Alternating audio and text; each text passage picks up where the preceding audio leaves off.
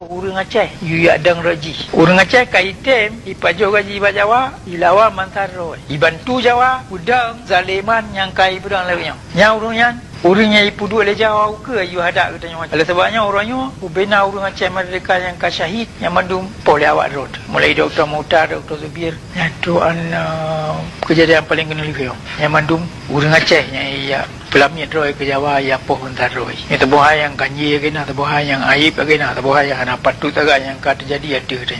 Tadi apa yang kan? Yang mandung karena urang temikir yang betul le deh nangro. Urang Aceh mantang ke pemulia pemerintah penjajah Jawa. Yang mandung karena pendidikan. Saya katanya mandung kali tak terima. Yang mandung karena urang Aceh hana le temikir perkara kepentingan nasional, kepada kepentingan bangsa Aceh, kepada kepentingan jemaah Aceh dalam dunia. Yang mandung pada purno. Mereka ada purno urang yang ka tihat. Pada purno urang lain yang golong tihat. Tawanya hana tepu. Yang kata bab kenila muar ke dia bak awal lah bak pun. Katanya hanya dia dengar ya tidak pemimpin bangsa Gop. Hanya dia terima perintah bak bangsa Gop. Jadi kan yang mandu sama-sama. Bangsa kaya terima perintahnya bak pemimpin bangsa lain. Dia kaya perintah kepentingan bangsa lain. Nyo tak boleh cia yang hanya tua-tua di tegan. Dan nyo tak boleh cia yang dia Aceh dalam fikiran orang Aceh kabeli di nangro. Yang golong cia nyo kemah dapat kita Aceh yang kemah merdeka.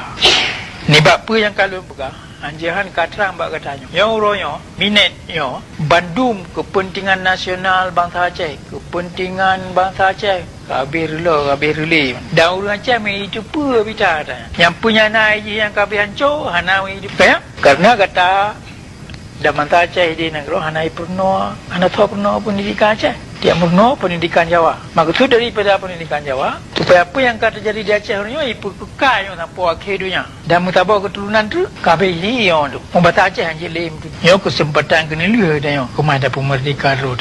Dan dia katanya tem hanjahan katanya kemah dapat merdeka road. Sebab perang yang akan katanya buka hati nanggro road tu. Ilir rumah road tu. Musuh kada dosa, tanah kada tupat.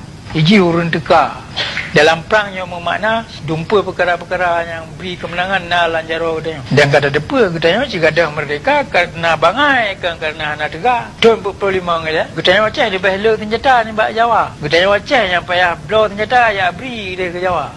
Dengan bangai katanya ada alat urinang dia kampung tu ya jok. Pudapan kilo-kilo ya jok ke Jawa. Yang orangnya tiada laki pedang Aceh merdekanya anak sobri. Mati laki bita. Dia laki anak sobri. Oleh sebenarnya gadah merdeka dia kan karena anak bedi. Gadah merdeka dia karena anak konsep kepentingan nasional.